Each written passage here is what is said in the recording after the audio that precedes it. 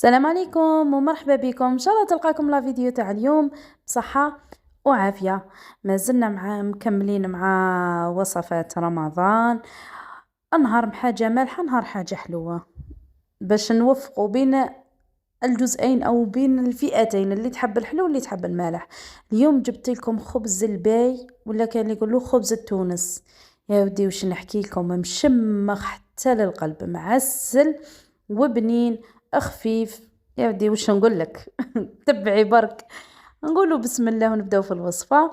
نبداو بالشربات تاعنا اللي لازم تكون باردة. عندنا كاس ونص تاع سكر، ومعاها 3 كيسان تاع ما، ومعاها شريحة هذيك تاع ليمون. لازم الليمون، ولا ديري لاسيد سيتريك الا ما عندكش القارص ديري لاسيد سيتريك. ونديروهم على نار كي يبدا يغلي، نحسبو 20 دقيقة ونحوه ونخلوه لازم يبرد يبرد يبرد مليح مليح. هذه هي مع الشربات. ومن بعد نروحو لاباط تاعنا. واش عندنا فيها؟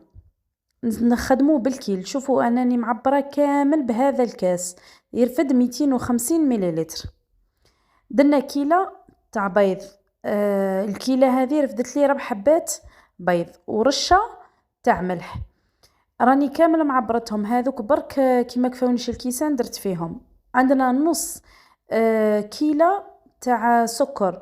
السكر الا حبيتيها حلوة زيدي السكر، الا كيما انا جاتني معتادله ما تحسيش بذيك الحلاوه الخطر راهي معسله، ديري في بالك بلي كاين عسل من بعد. الا حبيتي الدم تاعك يتعسل زيدي. لا الا حبيتيها معتادله كيما درتها انا خليها كيما درتها انا. نص كيلة تاع سكر ولا فاني يعني لازم هذه، ولا تاع بودغ ولا ديري قارص. هكذا خلطيها مليح حتى يمتزجوا. وهنايا واش عندي 2 مغارف تاع زبدة ذايبين، ونزيدوا عليها الزيت حتى نعمروا الكيل تاعنا. الكيل تاعنا درتو ناقص اصبع، يعني كاس ناقص اصبع.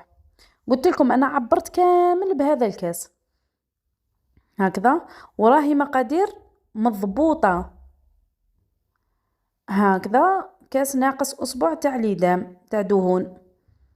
نزيدوهم للخليط اللي درناه. حاولي هبطيه مليح، راكو عارفين بلي الزبده ثقيله شويه. ونخلطو ثاني، خلطيه مليح مليح حتى يمتزجوا المكونات مع بعضهم البعض هكذا. ومن بعد نجيبو نص كيلة تاع نواة كوكو. شوفوا هذو الاضافات اختياريين، بصح راح يزيدوا في البنه، راه عندهم فرق شاسع كي ديريهم وما ديريهمش. البنه كامل تتبدل. حنا نحوسو نقضوا على ذيك ريحه الخبز. شتو الخبز كي تشمخيه ولا كيما تنكهيهش يبدا يشملك خبز مشمخ هكذا. نخلطوا هذاك نواة كوكو ونزيدوا واش سموه الخبز تاعنا. الخبز تاعنا عندنا كيلة تاع خبز يكون محمص ومطحون هكذا كيلة. راهم كيف كيف يرفدوا هذاك الكاس وهذو يرفدوا كيف كيف. تكون كيلة معمرة. نزيدوا معاها 1 برك تاع خميرة كيميائية. شوفوا هذه الوصفة ما تجيك ذيك الحرارة تاع الخميرة. شتو كي تكثري فيها الخميرة تولي تحرق في اللسان، ما هو حلو. واش نحكي لكم. وهنايا عندي خليط ما بين جوز ولوز طحنته، والجوز لا غير وسيته غير بصبعتيه. وسيته كسرته غير بصبعتيه وخليته كي تاكليه تحسي بالذوق تاعو. اني نقول لكم اختياري، ما عندكش ديري واش سموه ديري الكاوكاو، ما عندكش كامل ما ديريش. هكذا خلطيهم. شوفوا القوام تاعها هكذا. حاولوا خلطوهم مليح مليح حتى يمتزجوا، ماشي يجيها فيها نواة كوكو وجيها الخبز، باش اصلا ثاني هذوك المكسرات يتوزعوا عليها كامل. هكذا. وراه كل ما يقعد يزيد يشرب. نجيبو سنيوة. انا درت فيه هذه السنيوة. اذا حبيتي الخبز تاعك يجي عالي صغري السنيوة ولا ضعفي في الكمية. انا هذا بزاف عليا، يعني كي تاكلي مرسو ما يغمك ما يواسيك. السنيوه تاعي مسحتها برك مسحتها، هكذا حاجه خفيفه، بالزيت هكذا، ومشي كامل حاولي ديريهم على سطح مستوي، وديري في بالك بلي راهي كاينه فيها الخميره راهي تزيد تطلع هكذا. حاولي سوي كامل السطح تاعها هكذا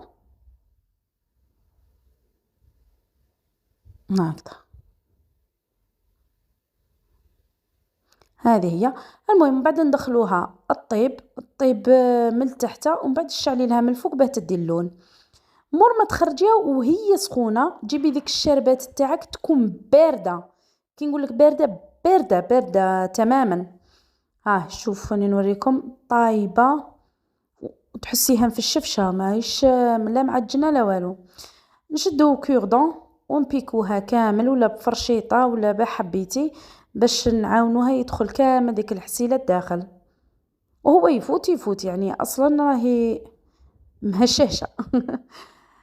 ديري لها الشربات هكذا وشربيها. شوفوا حنا نفرغوه هي تشرب، شوف كي تشرب تعرفي باللي راهي هشيشه وراهي نجحت لك الوصفه. اذا بقى لك العسل من الفوق يعوم عرفي باللي الحاله راهي عجينه الداخل هكذا. بشويه شربيها كامل، وهذه من المستحسن تنتكل بارده هكذا. فيما يخص أصحاب المشاريع هذه راهم يبيعوها حتى ل5000 المورصو، والله ما هو بنين. تقول لك كي تاكلي في الخبز مشمخ، و5000 المورصو يعني دو بريفيرونس ديري هكذا بلاطو في دارك تاكلي وتشبعي وما يستقاملكش كامل كيما تشريها. هذا زدت لها غير شويه ناباج من الفوق باه يعطي هذيك اللمعه. انا ما ذوبته ما والو، ديريكت درتو باسكو كانت سخونه ذاب عليه. هذه بعد ما شربت مليح مليح خليتها وبردت لي، جيت نقسمها لكم تشوفوا الله الله المنظر الجميل. هذه تصلح في سهرات رمضان، تصلح للضياف، تصلح ثانيك في المناسبات، يعني تحمري بها وجهك هكذا ونفدوها. انا خفت تحشمني الحبه الاولى كو عارفين كيفاه، فينالمون لا خرجت بنت فاميليا. هكذا ها تترفد بكل سهوله. نشوف